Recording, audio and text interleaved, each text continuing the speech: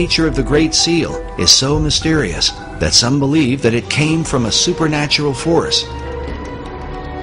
An account recorded by Dr. Robert Hieronymus in his book, Founding Fathers' Secret Societies, says that the Great Seal was given to Thomas Jefferson by a mysterious cloaked figure. The account reads that Jefferson told a strange story. A man approached him wearing a black cloak that practically covered him, face and all, and told him that he, the strange visitor, knew they were trying to devise a seal, and that he had a design which was appropriate and meaningful. Jefferson, of course, looked at it, according to this story, and said, "This is it. This is it." He knew it was it, and it was right. So he supposedly came running back into whatever, whether it was a tent or whatever it was, and he showed it to other individuals, and he told them about, they met this person outside. Of course, they went outside to go to find the guy, and he's gone. So supposedly we'll never find out who designed the Great Seal of the United States. While Dr. Hieronymus admits that he is skeptical about such stories, there are others who claim to believe them to this day. Perhaps it has something to do with John Adams, who was on the first seal committee with Thomas Jefferson. According to the written account, John Adams was there when this bizarre event took place. Oddly enough, the Adams Memorial in Washington, D.C. is adorned with this mysterious cloaked figure. Perhaps it's just a coincidence. The American $1 bill is full of magical symbolism. Many people know about the magical significance of the design of the Great Seal of the United States, yet they only know half the truth. We have been told that the seal of the United States is merely a coat of arms, or what is called a layman in magic. It is true that the Great Seal is a layman or coat of arms that represents uniting the original 13 colonies into one country. Yet it is more than just a layman. The coat of arms is only half the story, albeit the only story you know. Let's look at the major magical symbolism found on the $1 bill. Looking at the obverse or front side of the $1 bill, our eyes land directly on the image of George Washington, and we are immediately reminded of his Masonic heritage. George is framed by the Greek letter Omega. The Omega on the $1 bill is a direct reference to God. Omega is the end of an old way of life for the start of a new, better way. On the square on the Treasury Department seal, there are 13 pentagram stars. The most frequently used symbolic reference found on the $1 bill is to the number 13.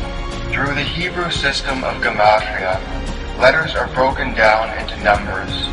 The words love and unity both equate to the number 13. Found on the reverse or back side of the $1 bill is a wealth of highly significant magical symbolism used in Western Kabbalistic ceremonial magic. On the center of the bill is the only English phrase used on the reverse side. It reads, "In God we trust." "In God we trust" came from a hymn or invocation to the American people by Aleister Crowley. It is an invocation to manifest the new aeon or age and drive America and the world into independence. The real magic takes place on the Great Seal of the United States.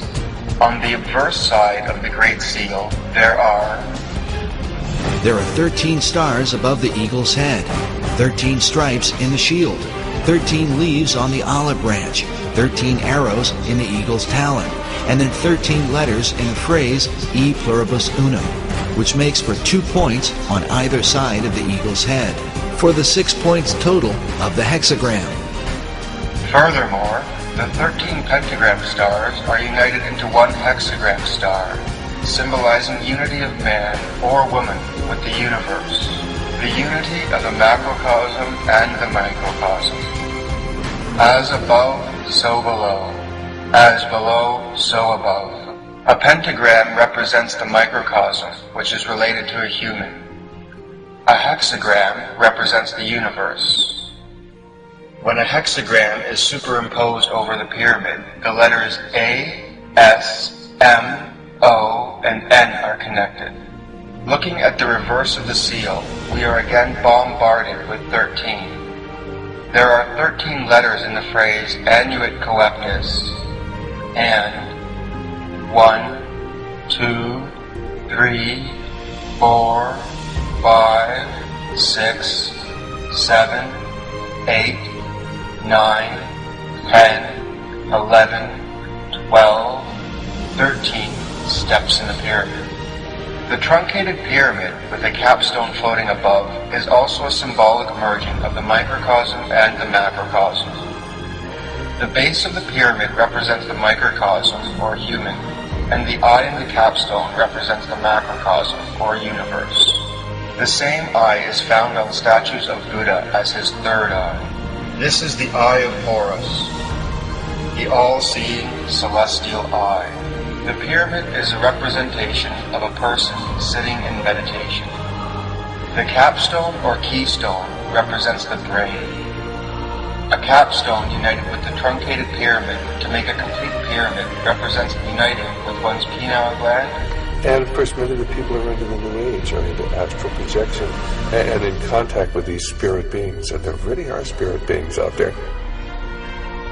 They refer to them as the Masters of Wisdom, or the Great White Brotherhood, or the Enlightened Ones, and they believe that they are guiding society. These are actually demonic forces and demonic beings, and of course they can materialize and disappear. The average individual says, oh, that can't be true. And yet it is true. And when you talk to the people who are dealing with this, they come in contact with this many times. They have accessed this other dimension, which is truly a demonic dimension.